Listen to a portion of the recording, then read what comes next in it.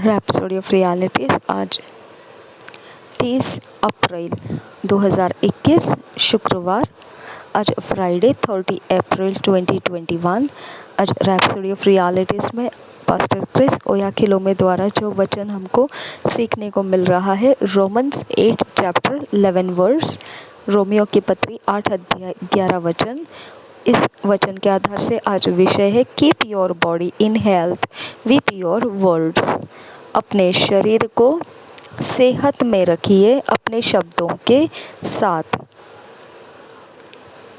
अपने शरीर को सेहत में रखिए अपने शब्दों के साथ। Keep your body in health with your words. हम इसे वचन के आधार से सीखेंगे Romans 8 chapter 11 verse.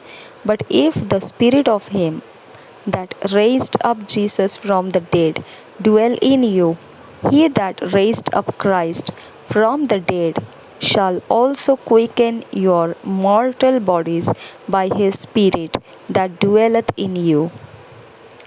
But if the spirit of him that raised up Jesus from the dead dwell in you, he that raised up Christ from the dead shall also quicken your mortal bodies by his Spirit that dwelleth in you. यही वचन को हम हिंदी में पढ़ेंगे। Romeo की पत्री 8 अध्याय 11 वचन। यदि उसी का आत्मा जिसने यीशु को मरे हुओं में से जिलाया तुम में बसा हुआ है, तो जिसने मसीह को मरे हुओं में से जिलाया वह तुम्हारी नश्वर देहों को भी अपने आत्मा के द्वारा जो तुम में बसा हुआ है जिलाएगा।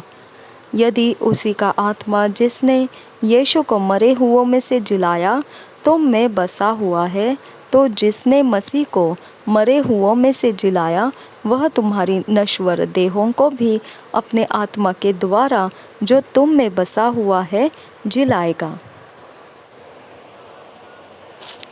When you are born again, you have a whole spirit. When you are born again, you have a new life. जब आप नया जन्म पाए हुए हैं तो आपको नया जीवन मिला है। आप में नया जीवन है। When you are born again, you have a new life. जब आपने नया जन्म पाया है तो आप में नया जीवन है। That life affects your whole spirit, soul and body. वो जीवन आपके संपूर्ण आत्मा, प्राण और शरीर को प्रभावित करता है। Our theme verse says, if the spirit that raised Jesus from the dead lives in you, that same spirit shall vitalize, make alive your mortal body. हमारा शुरुआती वचन जो है यही कहता है कि अगर पवित्र आत्मा ने यीशु मसीह को मुर्दों में से जीवित किया है, तो वही पवित्र आत्मा अब उसी सामर्थ और ताकत से जो जीवित है वह हमारे अंदर है, जो हमारे मरण देह शरीर को भी जिलाएगा। This already happened because the Spirit lives in you now. ये हो चुकी बात है क्योंकि अब पवित्र आत्मा आपके अंदर रह रहा है। Many are not experiencing this reality of the Word of God in their lives because they are not acting on the Word. बहुत लोग हैं जो इस बात को, सत्य को अनुभव नहीं करते हैं। परमेश्वर के वचन के द्वारा जो सच्चाई है उसको अनुभव नहीं करते हैं उनके जीवनों में। इसका कारण यह है कि वह परमेश्वर के वचन के ऊपर कार्य नहीं करते हैं। Even if you were born again 50 years ago, if you don't understand this truth, you will be subject to the elements of this world, dominated by the headaches, fevers, diabetes, and all manner of sickness and disease.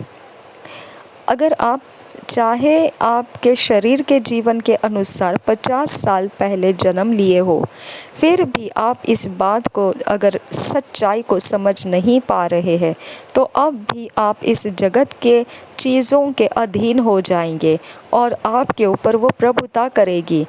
सिर दर्द के साथ, बुखार के साथ, या फिर कोई डायबिटीज़ के द्वारा या ऐसे प्रकार के अलग अलग बीमारियों और व्याधियों के साथ वह प्रभुता करेगी। Don't go through what spiritual slaves go through. Come to a place in your life where you say enough is enough. I refuse to be sick.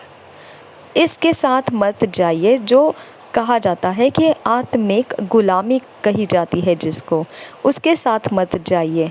उस जगह में आइए जिसमें वो जीवन होता है, जहाँ पर आप कह सकते हैं बस तो अब बस है, अब तो मैं बीमार होने से इनकार करता हूँ। Learn to exercise authority over your body. अपने शरीर के ऊपर अधिकार का इस्तेमाल करने का आप अभ्यास कीजिए, सीखिए उसे। If you can't exercise authority over your body, how are you going to exercise it over cities and nations? अगर आपके शरीर के ऊपर आप इस अधिकार को इस्तेमाल नहीं कर पा रहे हो, अभ्यास नहीं कर पा रहे हो, तो फिर किस प्रकार से आप शहरों के ऊपर, राष्ट्रों के ऊपर उसका अभ्यास करेंगे? Your body is the first place to practise authority. आपका शरीर सबसे पहली जगह है जिसके ऊपर अधिकार को अभ्यास कराना है। If you feel the symptoms of sickness in your body, से no 1000 times no. I have got the Spirit of God in me. I have got the life of God in me. I have got the strength of God in me. From the crown of my head to the soles of my feet, I am healthy and sound. My body is the temple of the Holy Ghost, and no sickness, disease, or infirmity can thrive therein. Hallelujah. अगर आपको कोई भी बीमार अवस्था के चिन्ह दिखने लगे आपके शरीर में, तो यह कहिए बिल्कुल नहीं, 1000 बार मैं कहूँगा बिल्कुल नहीं, क्योंकि मुझ में परमेश्वर का आत्मा मिला हुआ है। अब मुझ में परमेश्वर का जीवन रहता है, वो जीवन मुझे मिला है और मुझ में परमेश्वर की सामर्थ है और वो सामर्थ मेरे अंदर है। और यह मेरे सिर के माथे से लेकर मेरे पैरों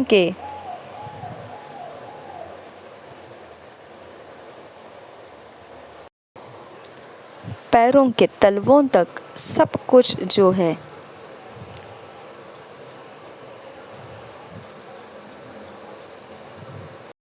वो सब ईश्वरीय सामर्थ्य के साथ है।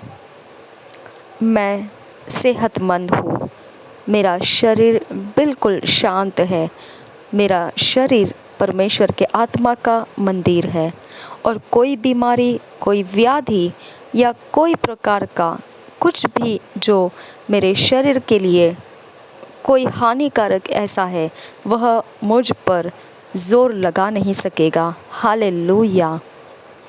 रुक नहीं पाएगा। Hallelujah. Use your mouth, speak words of healing and health over your body. आपके मुंह का इस्तेमाल कीजिए, चंगाई के शब्दों को आपके ऊपर बोलिए और फिर आप के शरीर के ऊपर सेहत को भी बोलिए। As you speak, don't let Satan deceive you that nothing is happening. जब आप बोल रहे होते हैं तब शैतान को आपको धोखा देने मत दीजिए कि कुछ भी हो नहीं रहा है, आप तो बस बोले जा रहे हैं। ऐसा वो धोखा दे सकता है, उसको धोखा देने नहीं देना है। Everything you say will happen, और जो कुछ भी आप बोलोगे वही होगा।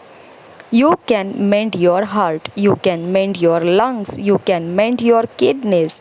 आप अपने हृदय को मोड़ सकते हो, आप अपने लंग्स को, आप अपने फेफड़ों को भी आप उसको आप उसे झुका सकते हो, उसे बदल सकते हो और आप अपने किडनीज को भी बदल सकते हो।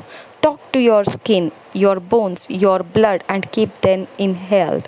अपने शरीर के चमड़ी को, हड्डियों को, खून को बोलिए, आप बात कीजिए उनके ऊपर और उनको सेहत में बनाए रखिए।